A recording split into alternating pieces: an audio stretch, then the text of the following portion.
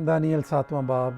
शाह बाबल बेल्तशस्सर के पहले साल में दानियल ने अपने बिस्तर पर ख्वाब में अपने सर के दिमागी ख्यालात की रोया देखी। तब उसने उस ख्वाब को लिखा और उन हालात का मुजमल बयान किया। दानियल ने यूँ कहा कि मैंने रात को एक रोया देखी और क्या देखता हूँ कि आसमान की चारों हवाएं समुंदर पर ज़ोर से चलीं और समुंदर से 4 बड़े हैवान जो एक दूसरे से मुख्तलिफ थे निकले। पहला शेर बब्बर की मानिंद था और उकाब के से बाजू रखता था, और मैं देखता रहा जब तक उसके पर उखाड़े गए और वो ज़मीन से उठाया गया और आदमी की तरह पाँव पर खड़ा किया गया और इंसान का दिल उसे दिया गया। और क्या देखता हूँ कि एक दूसरा हैवान रीछ की मानिंद है, और वो एक तरफ सीधा खड़ा हुआ और उसके मुंह में उसके दांतों के दरमियान 3 पसलियाँ थीं, और उन्होंने उसे कहा कि उठ और कसरत से गोश्त खा। फिर मैंने नज़र की और क्या देखता हूँ कि एक और हैवान तेंदुए की मानिंद उठा, जिसकी पीठ पर परिंदे के से 4 बाजू थे और उस हैवान के 4 सर थे और सल्तनत उसे दी गई। फिर मैंने रात को रोया में देखा और क्या देखता हूँ कि चौथा हैवान हौलनाक और हैबतनाक और नहायत ज़बरदस्त है, और उसके दांत लोहे के और बड़े बड़े थे और निगल जाता और टुकड़े टुकड़े करता था, और जो कुछ बाकी बचता उसको पाँव से लताड़ता था, और ये उन सब पहले हैवानों से मुख्तलिफ था, और उसके 10 सींग थे। मैंने उन सींगों पर गौर से नज़र की और क्या देखता हूँ कि उनके दरमियान से एक और छोटा सा सींग निकला, जिसके आगे पहलू में से 3 सींग जड़ से उखाड़े गए। और क्या देखता हूँ कि उस सींग में इंसान की सी आंखें हैं और एक मुंह है जिससे घुमंड की बातें निकलती हैं। मेरे देखते हुए तख्त लगाए गए और कदीमुल अय्याम बैठ गए। उसका लिबास बर्फ़ सा सफ़ेद था और उसके सर के बाल खालिस ऊन की मानिंद थे। उसका तख्त आग के शोला की मानिंद था और उसके पहिए जलती आग की मानिंद थे। उसके हुजूर से एक आतिशी दरिया जारी था। हज़ारों हज़ार उसकी खिदमत में हाजिर थे और लाखों लाख उसके हुजूर खड़े थे। अदालत हो रही थी और किताबें खुली थीं। मैं देख ही रहा था कि उस सींग की घुमंड की बातों की आवाज़ के सबब से मेरे देखते हुए वो हैवान मारा गया और उसका बदन हलाक करके शोलाज़न आग में डाला गया, और बाकी हैवानों की सल्तनत भी उनसे ले ली गई। लेकिन वो एक ज़माना और एक दौर ज़िंदा रहे। मैंने रात को रोया में देखा और क्या देखता हूँ कि एक शख्स आदमजाद की मानिंद आसमान के बादलों के साथ आया और कदीमुल अय्याम तक पहुँचा। वो उसे उसके हुजूर लाए और सल्तनत और हशमत और मुमलिकत उसे दी गई, ताकि सब लोग और उम्मतें और अहले लुगत उसकी खिदमत गुजारी करें। उसकी सल्तनत अबदी सल्तनत है जो जाती न रहेगी, और उसकी मुमलिकत लाजवाल होगी।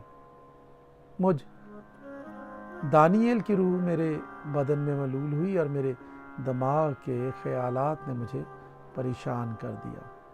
जो मेरे नज़दीक खड़े थे, मैं उनमें से एक के पास गया और उससे इन सब बातों की हकीकत दरियाफ्त की। बस उसने मुझे बताया और इन बातों का मतलब समझा दिया। ये 4 बड़े हैवान 4 बादशाह हैं जो ज़मीन पर बर्पा होंगे, लेकिन हक़ ताला के मुक़द्दस लोग सल्तनत ले लेंगे और अबद तक, हाँ अब्दुल आबाद तक उस सल्तनत के मालिक रहेंगे। तब मैंने चाहा कि चौथे हैवान की हकीकत समझूं, जो इन सबसे मुख्तलिफ और नहायत होलनाक था, जिसके दांत लोहे के और नाखून पीतल के थे, जो निगलता और टुकड़े टुकड़े करता और जो कुछ बाकी बचता उसको पाँव से लताड़ता था, और 10 सींगों की हकीकत जो उसके सर पर थे, और उस सींग की जो निकला और जिसके आगे 3 गिर गए, यानी जिस सींग की आंखें थीं, और एक मुंह था जो बड़े घुमंड की बातें करता था, और जिसकी सूरत उसके साथियों से ज़्यादा रोबदार थी। मैंने देखा کہ وہی سینگ مقدسوں سے جنگ کرتا اور ان پر غالب آتا رہا، جب تک کہ قدیم الایام نہ آیا اور حق تعالیٰ کے مقدسوں کا انصاف نہ کیا گیا اور وقت نہ پہنچا کہ مقدس لوگ سلطنت کے مالک ہوں۔ اس نے کہا کہ چوتھا حیوان دنیا کی چوتھی سلطنت ہے جو تمام سلطنتوں سے مختلف ہے اور تمام زمین کو نکل جائے گی اور اسے لتاڑ کر ٹکڑے ٹکڑے کرے گی، اور وہ 10 سینگ 10 بادشاہ ہیں جو اس سلطنت میں برپا ہوں گے، اور ان کے بعد ایک اور برپا ہوگا اور وہ پہلوں سے مختلف ہوگا اور 3 بادشاہوں کو زیر کرے گا، اور وہ حق تعالیٰ کے خلاف باتیں کرے گا اور حق تعالیٰ کے مقدسوں کو تنگ کرے گا اور مقررہ اوقات و شریعت کو بدلنے کی کوشش کرے گا، اور وہ ایک دور اور دوروں اور نیم دور تک اس کے حوالے کیے جائیں گے۔ تب عدالت قائم ہوگی اور اس کی سلطنت اس سے لے لیں گے کہ اسے ہمیشہ کے لیے نیست و نابود کریں، اور تمام آسمان کے نیچے سب ملکوں کی سلطنت اور مملکت اور سلطنت کی حشمت حق تعالیٰ کے مقدس لوگوں کو بخشی جائے گی۔ اس کی سلطنت ابدی سلطنت ہے اور تمام مملکتیں اس کی خدمت گزار اور فرما بردار ہوں گی۔ یہاں پر یہ امر تمام ہوا۔ میں دانییل اپنے اندیشوں سے نہایت گھبرایا اور میرا چہرہ متغیر ہوا، لیکن میں نے یہ بات دل ہی میں رکھی۔ دانییل 8واں باب۔ بیلشزر بادشاہ کی سلطنت کے 3 سال میں مجھ دانییل کو ایک رویا نظر آئی، یعنی میری پہلی رویا کے بعد، اور میں نے عالم رویا میں دیکھا، اور جس وقت میں نے دیکھا ایسا معلوم ہوا کہ میں قصر سوسن میں تھا جو صوبہ اعلام میں ہے۔ پھر میں نے عالم رویا ہی میں دیکھا کہ میں دریائے اولائی کے کنارے پر ہوں۔ تب میں نے آنکھ اٹھا کر نظر کی اور کیا دیکھتا ہوں کہ دریا کے پاس ایک مینڈھا کھڑا ہے جس کے 2 سینگ ہیں، دونوں سینگ اونچے تھے لیکن ایک دوسرے سے بڑا تھا اور بڑا دوسرے کے بعد نکلا تھا۔ میں نے اس مینڈھے کو دیکھا، پھر میں اٹھا اور بادشاہ کا کاروبار کرنے لگا، اور میں رویا سے پریشان تھا لیکن اس کو کوئی نہ سمجھا۔ دانییل 9واں باب۔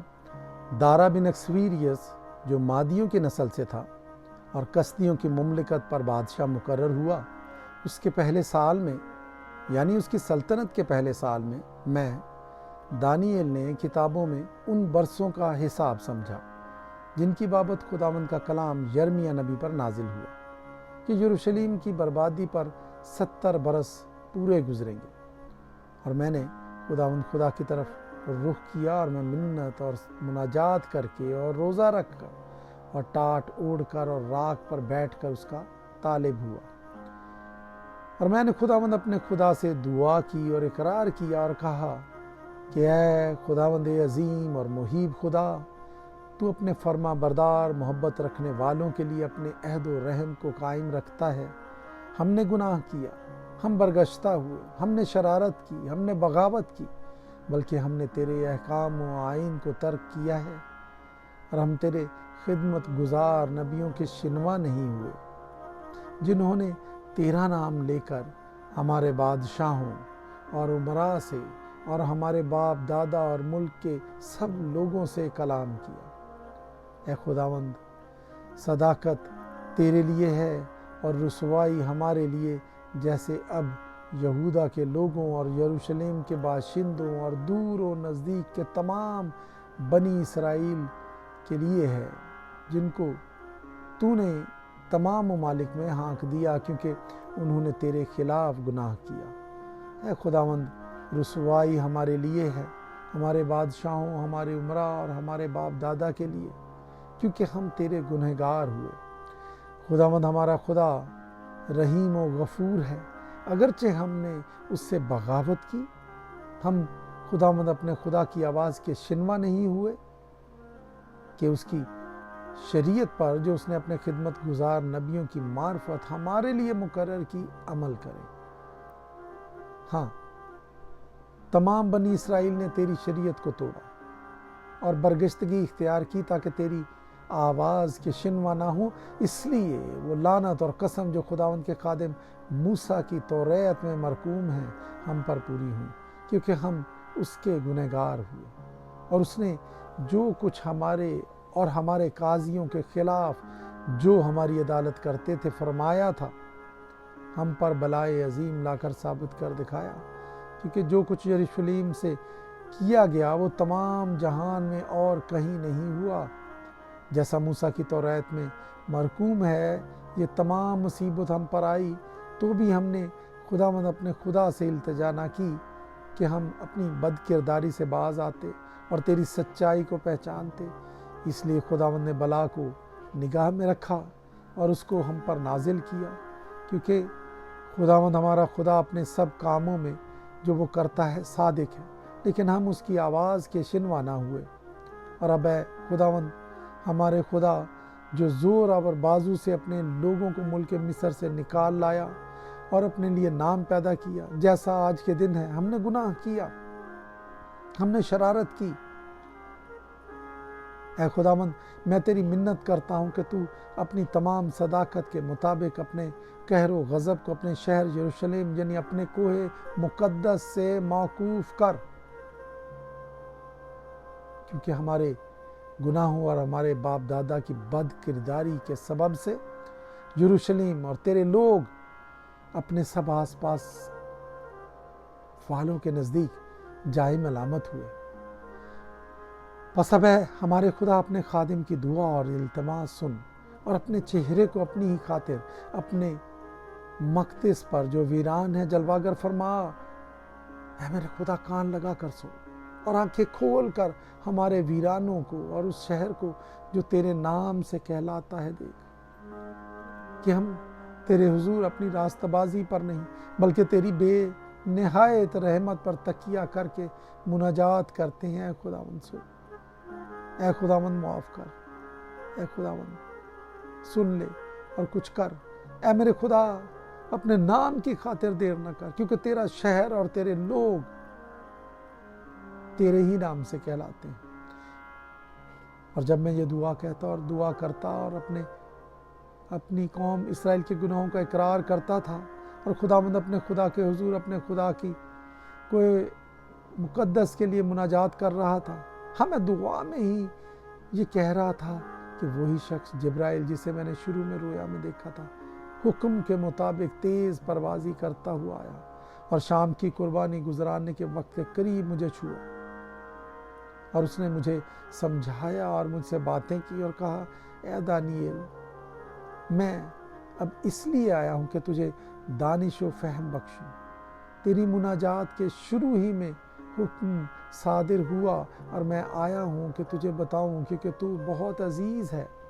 बस तू गौर कर और रोया को समझ ले। तेरे लोगों और तेरे मुक़द्दस शहर के लिए 70 हफ्ते मुकर्रर किए गए कि खताकारी और गुनाह का खात्मा हो जाए, बदकिरदारी का कफ़ारा दिया जाए, अबदी रास्तबाजी कायम हो, रोया और नबूवत पर मोहर हो और पाक तरीन मकाम ममसूख किया जाए।